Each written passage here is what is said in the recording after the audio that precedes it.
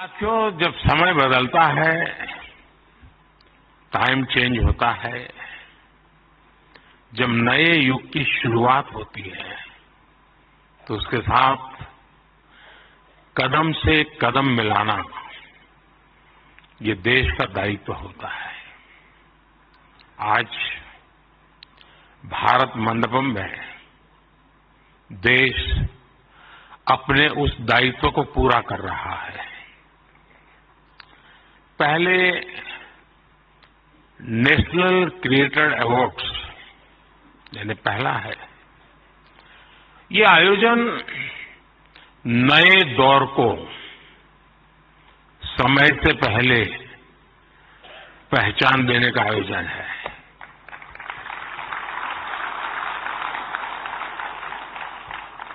और कुछ लोग मुझे कभी कभी पूछते हैं कि आपकी सफलता का रहस्य क्या है, ऐसा मुझे पूछते हैं। मैं हर एक को जवाब नहीं देता हूं।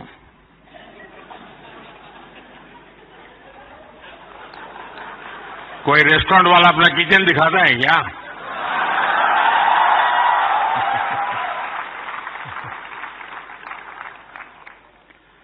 लेकिन आपको मैं बता देता हूं, ईश्वर कृपा है, मैं समय से पहले समय को भांप सकता हूं।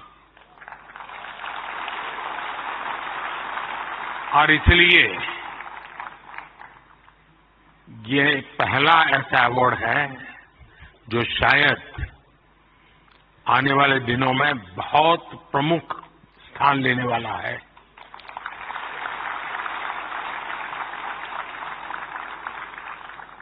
ये इस नए युग को एनर्जाइज कर रहे आप सब युवाओं को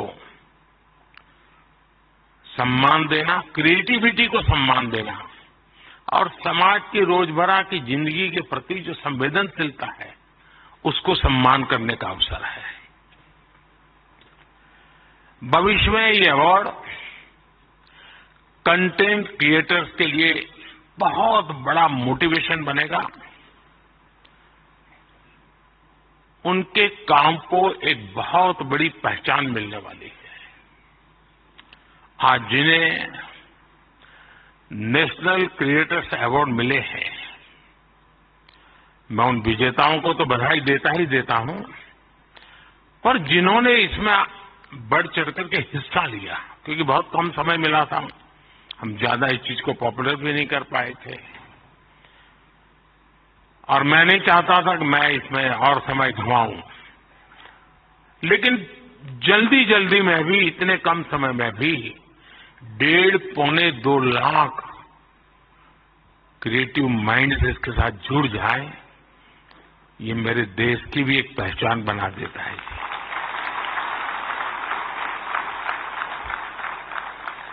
और साथियों, आज एक और पवित्र संयोग है।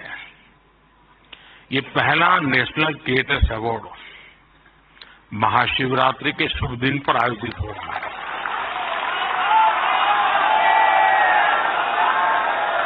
और मेरे काशी में तो शिव जी के बिना कुछ नहीं चलता है।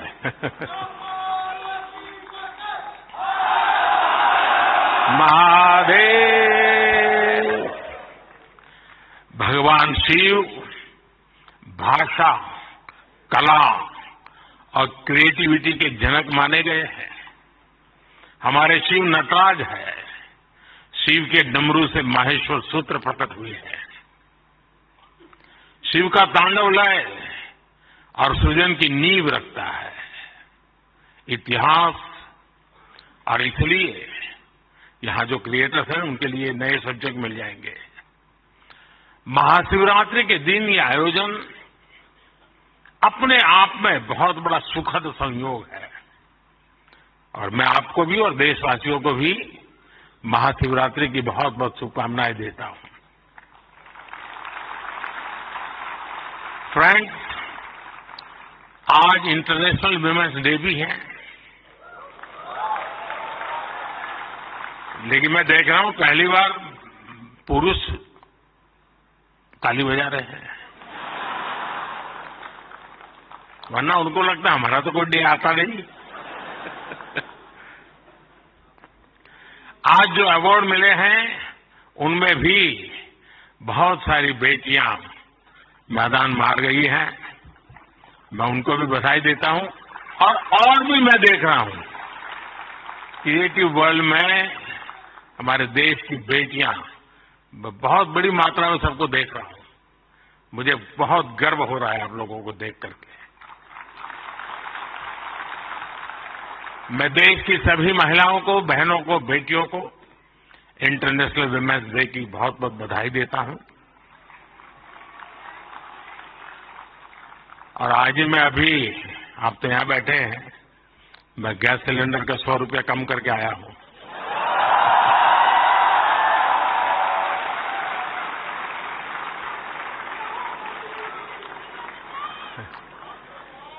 साथियों, किसी भी देश की जर्नी में किसी एक पॉलिसी डिसीजन या एक अभियान का कैसे मल्टीप्लायर इफेक्ट होता है, ये आप सबको देख करके पता चलता है।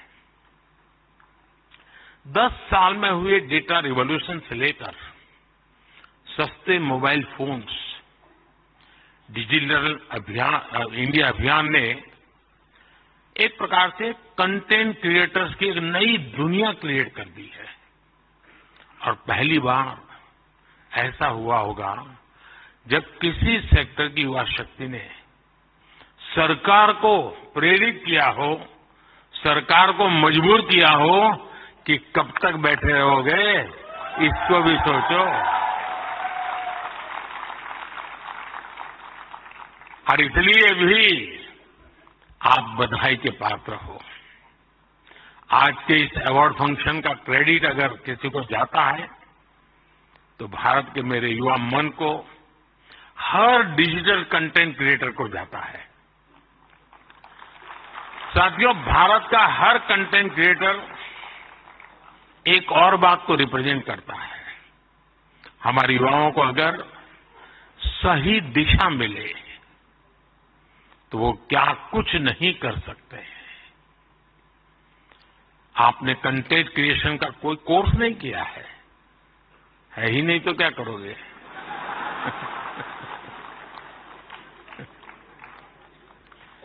पढ़ाई के टाइम करियर सेलेक्ट करते हुए ये सोचा भी नहीं होगा कि हम कंटेंट क्रिएटर जैसा कुछ बनेंगे। लेकिन अपने भविष्य को पहचाना, फ्यूचर को देखा और ज्यादातर लोगों ने वन मैन आर्मी की तरह काम शुरू कर दिया। अब ये श्रद्धा को देखिए, खुद अपना मोबाइल लेकर के बैठ जाती है। अपने प्रोजेक्ट में आप ही राइटर, आप ही डायरेक्टर, आप ही प्रोड्यूसर, आप ही एडिटर, यानी आपको ही सब कुछ करना होता है। यानी एक प्रकार से इतनी टैलेंट एक जगह पे जमा हो जाए और फिर वो जब प्रकट हो तो उसका सामर्थ्य कितना हो सकता है, अंदाज लगा सकते हैं। आपने आइडियाज गढ़े, इनोवेशन किए और उन्हें स्क्रीन पर जीवंत बनाया। आपने दुनिया को न केवल अपनी क्षमता से परिचित करवाया बल्कि लोगों को दुनिया भी दिखाई।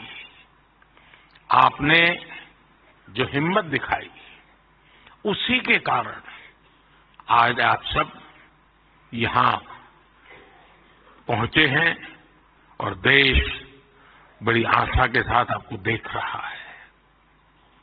आपका कंटेंट आज पूरे भारत में जबरदस्त इम्पैक्ट क्रिएट कर रहा है। आप एक तरह से इंटरनेट के MVP,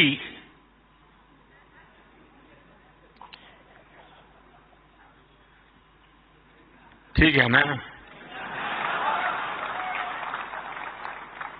थोड़ा दिमाग खपाओ, क्रिएटिविटी बताओ अपना।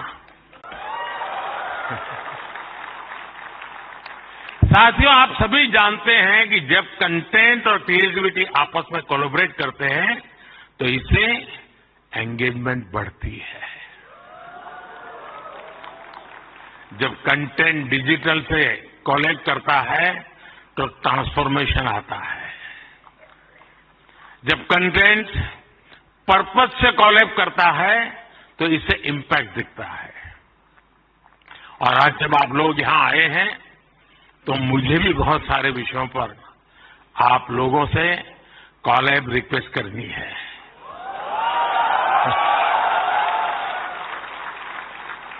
साथियों, एक जमाने में हम छोटी से छोटी दुकानों पर लिखा देखते थे कि यहां बहुत टेस्टी फूड मिलता है, ऐसा देखते थे ना। कोई भी कहे वहां क्यों खाना, तो बोले टेस्टी फूड है। लेकिन आज हम देखते हैं कि दुकान वाले लिखते हैं कि यहां हेल्दी फूड मिलता है। अब टेस्टी नहीं लिखता है, हेल्दी फूड मिलता है। क्यों बदलाव आया? तो ये एक बदलाव समाज में भी आ रहा है। इसलिए कंटेंट ऐसा होना चाहिए जो लोगों में कृतज्ञ भाव जगाए, देश के प्रति आपके जो कर्तव्य हैं उनके लोगों को प्रेरित करें। और आपके कंटेंट का यही डायरेक्ट मैसेज हो, ये जरूरी नहीं है। आप कंटेंट क्रिएट करते हुए इसका ध्यान रखेंगे तो इनडायरेक्टली भी उसमें जरूर झलकेगा। आपको ध्यान होगा, लाल किले से मैंने बेटियों के अपमान का विषय उठाया था। एक बार मैंने ये भी कहा था कि आप बेटी शाम को घर आती है तो पूछते हैं क्यों देर से आई, कहां गई थी, क्यों जल्दी घर नहीं आई। मैंने लाल किले से पूछा था कि मुझे कोई तो माँ बाप बताओ जो अपने बेटे को पूछते हो कि तुम देर से क्यों आ रहे हो, कहां गए थे। बेटी को सब पूछते हैं, बेटे को कोई नहीं पूछता है। मैं कंटेंट क्रिएटर से कहता हूं इस बात को आगे कैसे बढ़ाएं, एक माहौल कैसे बनाएं। समान जिम्मेवारी होनी चाहिए। बेटी देर से आए तो भूकंप हो जाए और बेटा देर से आए, बेटा खाना तो खाया था ना। क्यों भाई? कहने का मेरा मतलब है साथियों कि हमने समाज के साथ जुड़ना है और इस भावना को घर घर पहुंचाने में आप जैसे साथी बहुत अच्छे ढंग से इसको कर सकते हैं। देखिए, आज महिला दिवस पर आप इस संकल्प को फिर दोहरा सकते हैं। हमारे देश की नारी शक्ति का सामर्थ्य कितना ज्यादा है, वो भी आपके कंटेंट का हिस्सा, प्रमुख हिस्सा हो सकता है। मैं जरूर दावे से कहता हूं जी, आप में से कोई थोड़ा क्रिएटिव माइंड के साथ सुबह से रात तक मां क्या करती है उसी को थोड़ा रिकॉर्ड करके उसको एडिट करके रखें। देखने वाले उस परिवार के बच्चे चौंक जाएंगे, अच्छा मां इतना काम करती है। एक साथ करती हैं, यानी आपके पास एक ताकत है, आप इसको ऐसे प्रस्तुत कर सकते हैं। उसी प्रकार से जैसे गांव की जो जिंदगी है, आपने देखा होगा वो इकोनॉमिक एक्टिविटी में गांव की महिलाएं बहुत बड़ी मात्रा में जुड़ी हुई थी। ये वेस्टर्न लोगों की जो सोच है ना कि भारत में वर्किंग वुमेन नहीं है, अरे भाई वर्किंग वुमेन छोड़, भारत में महिला है तभी तो संसार चल पा रहा है जी।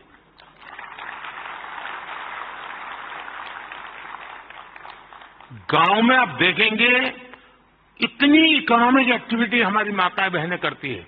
अगर ट्राइबल बेल्ट में जाएंगे, पहाड़ों में जाएंगे तो आपको मैक्सिमम इकोनॉमिक एक्टिविटी हमारी माताएं बहनें करती हैं।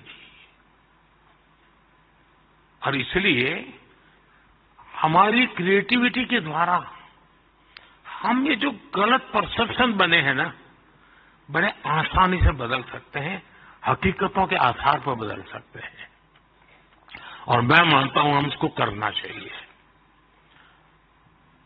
अगर एक दिन की जीवन की सिर्फ साइकिल को हम दिखाएं तो पता चलेगा कि हमारे यहां पशुपालक हो, किसान महिला हो, मजदूरी करने वाली महिला हो, कैसे काम करती, कितनी मेहनत करती है। साथियों, स्वच्छ भारत की सफलता से आप सभी परिचित हैं और आपने उसमें सहयोग भी किया है, लेकिन ये तो निरंतर चलने वाला जन आंदोलन है। कहीं पर भी कोई सफाई की अच्छी चीज आती है, अब जैसे मैंने अभी एक रील देखा, कोई टाइगर पानी पीने जा रहा है और उसमें प्लास्टिक के बोतल देखता है, तो टाइगर मुंह से प्लास्टिक का बोतल उठाता है और कहीं पर जगह पर छोड़ने के लिए चला जा रहा है। अब उसका मतलब मोदी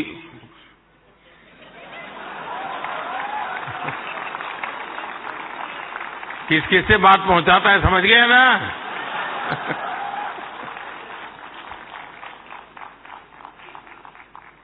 अब उसके माध्यम से आप भी पहुंचा सकते हैं और इसलिए आप इस विषय पर भी लगातार कुछ न कुछ जरूर करते रहिए। एक अहम विषय भी मैं आपसे स्पर्श करना चाहता हूं दोस्तों।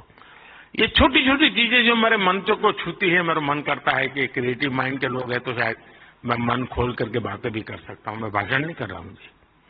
जैसे मेंटल हेल्थ, ये बहुत ही छूने वाला विषय जी, और वैसे तो डिजिटल प्लेटफॉर्म पर काफी कंटेंट हंसी मजाक से जुड़ा होता है, लेकिन कई अन्य गंभीर विषय भी होते हैं। मैं देखता हूं मेंटल हेल्थ को लेकर, बहुत बधाई हो आपको, बहुत बधाई हो, बहुत बधाई हो, बहुत बधाई हो। मैं ये नहीं कह रहा हूं नहीं बनाते हैं, मैंने बोला ही नहीं है जी, मैं ऐसी गलती नहीं कर सकता हूं।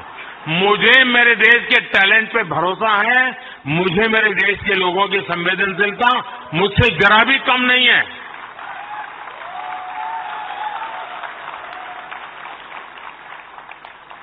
लेकिन ये ऐसे और जो लोग इस प्रकार से सोचते हैं वो ज्यादा क्रिएटिव है, ऐसा मैं कह सकता हूं, क्योंकि मेंटल हेल्थ को लेकर काफी क्रिएटर्स बहुत अच्छा काम कर भी रहे हैं, लेकिन अभी हमें इस पर और ज्यादा काम करने की जरूरत है। और हो सके तो लोकल लैंग्वेज, गांव के अंदर एक परिवार में अगर ऐसा बच्चा है, उनके लिए क्या हो सकता है, बड़े शहर में 5 स्टार दुनिया में तो होगा, क्योंकि उनकी जिंदगी में ये बहुत जरूरी है जी। उसी प्रकार से एक बहुत बड़ा महत्वपूर्ण विषय है बच्चों में स्ट्रेस का। हमें पता नहीं होता है, पहले तो हमारा जॉइंट फैमिली होता था और बच्चे कभी दादी संभाल लेती थी, कभी दादा संभाल लेते थे, कभी नाना, कभी चाचा चाची, भाभी भाई। अब माइक्रो फैमिली है, दोनों लोग चले गए हैं, आया के पास बैठा है, पता नहीं उसको स्ट्रेस का क्या स्थिति, कुछ पता नहीं है। अब जैसे एग्जाम का समय होता है, स्टूडेंट्स में रिजल्ट को लेकर के चिंता बहुत बढ़ जाती है, सांस फूलने लग जाती है। रिजल्ट आने वाले फोन पर दोस्तों तो कह रहे जैसे रिजल्ट अभी आ गया हो, लेकिन धीरे धीरे पारा गरम हो जाता है। मैंने कोई 12-15 साल पहले एक छोटी सी फिल्म देखी थी। उस जमाने में तो उतना वीडियो पर पॉपुलर नहीं था, लेकिन मेरी ये रुचि है जानना, समझना, सीखना। और उसमें ये बताया गया था कि कुछ भी गलत निर्णय लेने से पहले बेहतर जीवन जीना ज्यादा आसान है और कितना जीवन सुंदर बनता है। और उस बच्चे को एग्जाम देनी होती थी, उसको लगता है सब मैं नहीं कर पाऊंगा, आत्महत्या करने के लिए सोचता है। शायद उसके जो क्रिएटर होंगे उनको याद आ जाएगा, मुझे पूरा याद नहीं, क्योंकि मैंने 15-16 साल पहले इसको, 20 साल हो गए होंगे।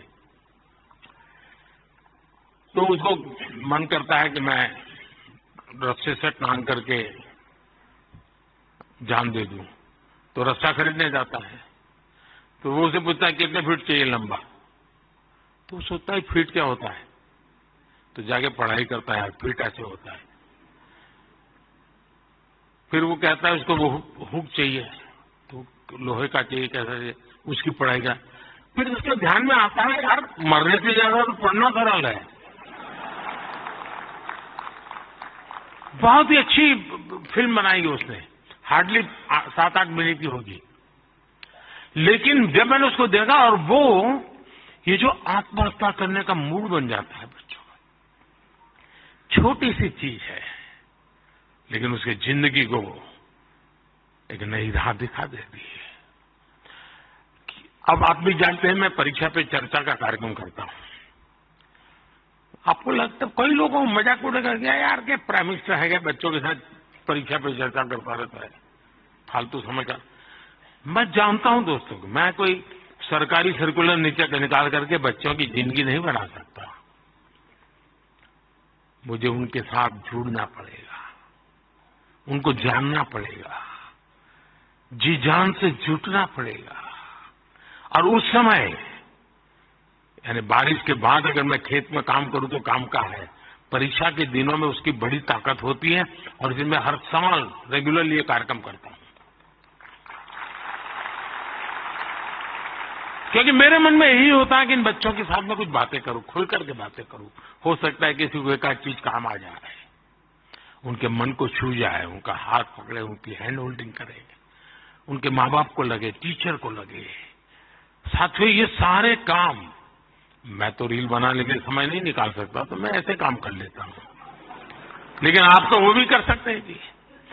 क्या हम ऐसा कंटेंट और ज्यादा बना सकते हैं जो यूथ में ड्रग्स के नेगेटिव इफेक्ट्स को लेकर अवेयरनेस लाए।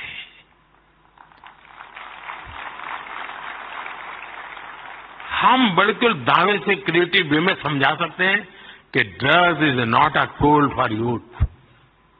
वरना क्या है यार, कूल हॉस्टल में बैठे हैं, कूल। साथियों इसमें बहुत बड़ा, और आप लोग हैं बड़े, क्योंकि आप उनके साथ जुड़ सकते हैं, उनकी भाषा में बात कर सकते हैं। साथियों अगले कुछ दिनों में लोकसभा के चुनाव होने जा रहे हैं। आप ये मत सोचिए कि आज का ये इवेंट इसके लिए है।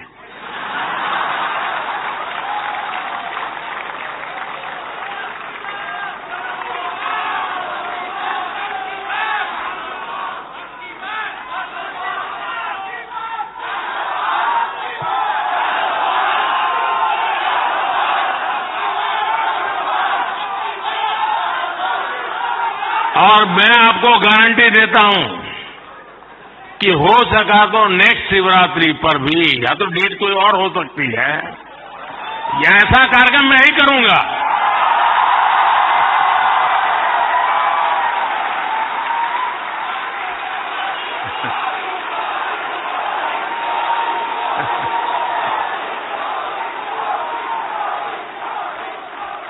लेकिन मैं लोकसभा चुनाव का विषय उस अर्थ में नहीं लाया हूं, क्योंकि मुझे भरोसा है मुझसे ज्यादा मेरे लिए आप मरते हैं।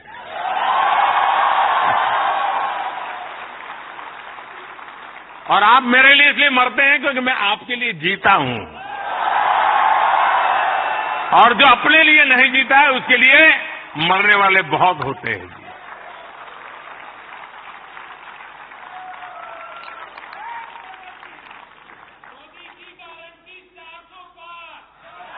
वो मोदी की गारंटी नहीं है, 140 करोड़ देशवासियों की गारंटी है।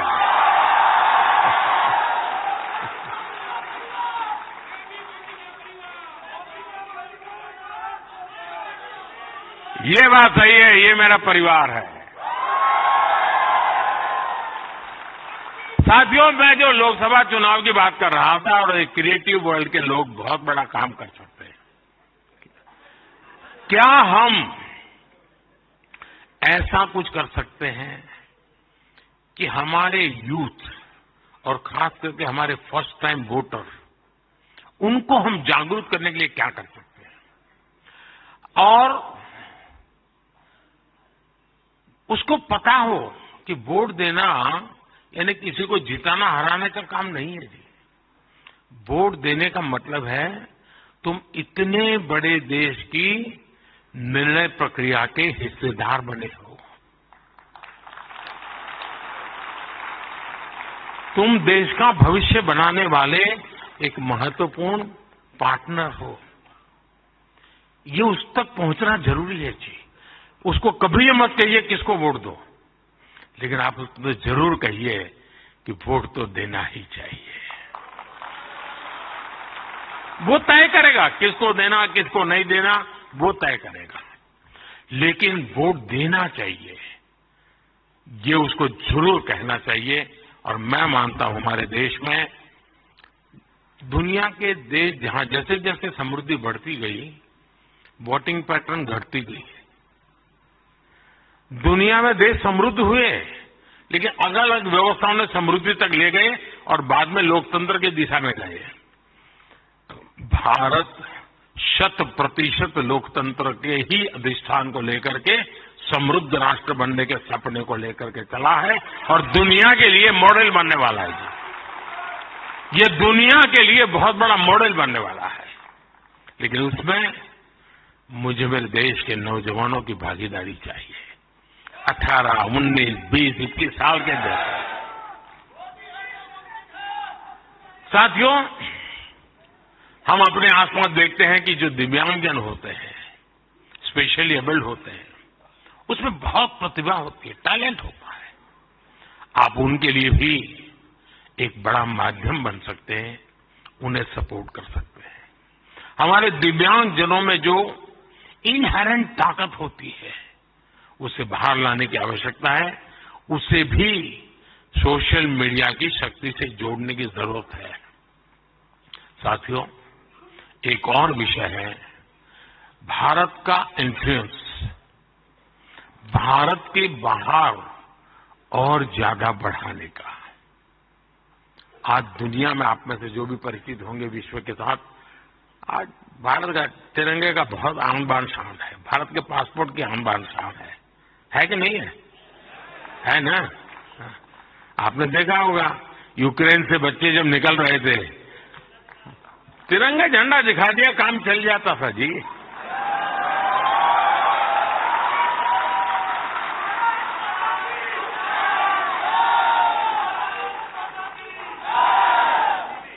ये सामर्थ्य ऐसे ही नहीं आया है दोस्तों, ये सामर्थ्य ऐसा ही नहीं आया है।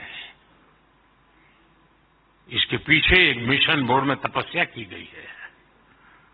दुनिया में आज वातावरण बदला है, लेकिन उसको और अधिक, आज भी दुनिया में कुछ परसेप्शन ऐसे ही है हमारे लिए, हम उसको बदल सकते हैं क्या? और मैं मानता हूं, मुझे याद है मैं एक बार किसी एक देश में गया था, तो एक इंटरप्रेटर मेरे साथ था, तो परिचय वो कंप्यूटर इंजीनियर था, तो उस सरकार में काम करता था। तो मेरी मदद की उसने, 3-4 दिन मेरे साथ था वो, तो परिचय हो गया। तो आखिर में उसने कहा, साहब आपको बुरा ना लगे तो एक सवाल पूछना चाहता हूं। मैंने कहा क्या? नहीं साहब, आपको बुरा नहीं लगेगा ना? मैं कहा नहीं दोस्त, 3-4 दिन से आप देख रहे हो, बुरा लगने का सवाल नहीं, आप जरूर पूछिए। नहीं रहने दो साहब, नहीं पूछता हूं। नहीं, मैंने कहा पूछो यार। उसने कहा साहब, क्या अभी भी आपके देश में सांप सपेरे जादू टोना यही होता है क्या? ये मुझे पूछा गया सवाल था जी। मैंने कहा देख दोस्त, हमारे लोग तो उस जमाने में तो बड़े ताकतवर थे, तो सांप बाप उनके लिए बड़ा बायात का खेल था। अब मैंने कहा हमारी ताकत बहुत कम हो गई है, और धीरे धीरे करके मैंने कहा वो माउस पे आ गए। लेकिन मैंने कहा वो माउस से पूरी दुनिया को हिलाते हैं। साथियों, मेरे देश का ये जो सामर्थ्य है ना, इस सामर्थ्य को हम आज अगर विदेश में बैठे किसी शख्स को, मैं समझता हूं हमारे सामर्थ्य से आकर्षित करें, उनको लाने की दिशा में हमारा काम हो, हम अपने कंटेंट को ऐसा क्रिएट कर सकते हैं। आप पूरी दुनिया में भारत के डिजिटल एम्बेसडर्स हैं दोस्तों, और मैं मानता हूं ये बहुत बड़ी ताकत है। आप फ्रिक्शन ऑफ सेकंड दुनिया में पहुंच सकते हैं। आप वोकल फॉर लोकल के ब्रांड एम्बेसडर्स हैं। मैं कल श्रीनगर में गया था, तो एक नौजवान से मेरी बातचीत हो रही थी। मैं हैरान हूं जो वो सिर्फ शहद का काम करता है, मधुमक्खी पालन का काम करता है, और आज ग्लोबली उसने अपनी एक ब्रांड पहुंचा दी है जी, जस्ट डिजिटल वर्ल्ड के माध्यम से। और इसलिए साथियों, आइए हम एक साथ मिलकर एक क्रिएट ऑन इंडिया मूवमेंट, मैं बहुत जिम्मेवारी के साथ आप लोगों से अपेक्षा कर रहा हूं, क्रिएट ऑन इंडिया मूवमेंट की शुरुआत करें।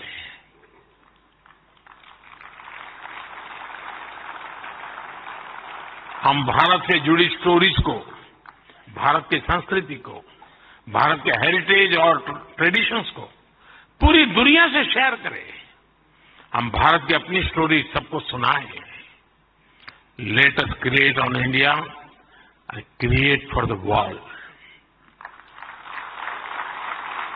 आप ऐसा कंटेंट क्रिएट करिए जो आपके साथी, आपके देश, हम सबका देश, भारत को भी ज्यादा से ज्यादा लाइक्स दे। और इसके लिए हमें ग्लोबल ऑडियंस को भी एंगेज करना होगा, दुनिया की यूनिवर्सिटीज के साथ, दुनिया के नौजवानों के साथ जुड़ना होगा। आज पूरी दुनिया में लोग भारत के बारे में जानना चाहते हैं। आप में से कई लोग विदेशी भाषा को जानते हैं, नहीं जानते होंगे तो आपके एआई की मदद से काम हो सकता है। कुछ लोग सीख भी सकते हैं। आप ज्यादा से ज्यादा यूएन लैंग्वेज में, जर्मन, फ्रेंच, स्पेनिश जैसे लैंग्वेजेस में कंटेंट बनाएंगे तो आपकी और भारत की भी रीच बढ़ेगी। हमारे अड़ोस पड़ोस के देश हैं, उनकी भाषाओं में हम कुछ करें, हमारी एक अलग पहचान बनेगी। और आपने देखा होगा पिछले दिनों बड़ा महत्वपूर्ण डिसीजन हमने लिया है। मैं भी कुछ दिन पहले बिल गेट्स के साथ गप्पे मार रहा था, तो ऐसे ही एआई वगैरह सारे विषयों पर बहुत चर्चा निकली। कभी उसके विषय में जरूर आपको पता चलेगा। लेकिन हमने अभी कल ही एक डिसीजन लिया है, हम एआई मिशन को, और मैं मानता हूं दुनिया देख रही है कि भारत एआई में क्या काम करेगा, क्योंकि भारत लीड करेगा, मान के चलिए दोस्तों, क्योंकि मैं आपके भरोसे बोल रहा हूं। उसी प्रकार से आपने देखा होगा सेमीकंडक्टर, जिस प्रकार से भारत सेमीकंडक्टर की दुनिया में आगे बढ़ रहा है, और मैं बताता हूं कि हम 2G, 4G वगैरह में बहुत पीछे रह गए, 5G में हमने लीड कर लिया। वैसा ही हम बहुत तेजी से सेमीकंडक्टर की दुनिया में, हम दुनिया में अपनी जगह बना लेंगे दोस्तों, और देखते ही देखते हम छा जाएंगे। और ये मोदी के कारण नहीं, मेरे देश के नौजवानों के कारण, मेरे देश के टैलेंट के कारण। इतना सामर्थ्य है, मोदी तो सिर्फ अवसर देता है, रास्ते से कांटे हटा देता है, ताकि मेरा देश का नौजवान तेज गति से आगे बढ़ चले। और इसलिए मैं चाहता हूं, जैसे हमारे पड़ोस के देश हैं, उनकी भाषा है, उनके साथ उनकी सोच समझ के अनुकूल हम जितनी चीजें पहुंचाएंगे, मैं समझता हूं हमारा नाता और जुड़ेगा। हमें अपना विस्तार करना है, अपना प्रभाव पैदा करना है दोस्तों, और ये क्रिएटिव वर्ल्ड बहुत अच्छी तरह कर सकते हैं। और एआई की ताकत आप जानते हैं, आजकल देखा होगा, मैं अभी जो आपसे बात कर रहा हूं, कुछ ही समय में वो आपको हिंदुस्तान की 8-10 लैंग्वेजेज में ये मेरी सारी बातें आपको मिल जाएगी, क्योंकि मैं एआई का उपयोग करता हूं। आपके साथ अगर यहां आते जाते मेरा फोटो निकल गया, तो आप एआई के माध्यम से वो फोटो अपनी कलेक्ट कर सकते हैं।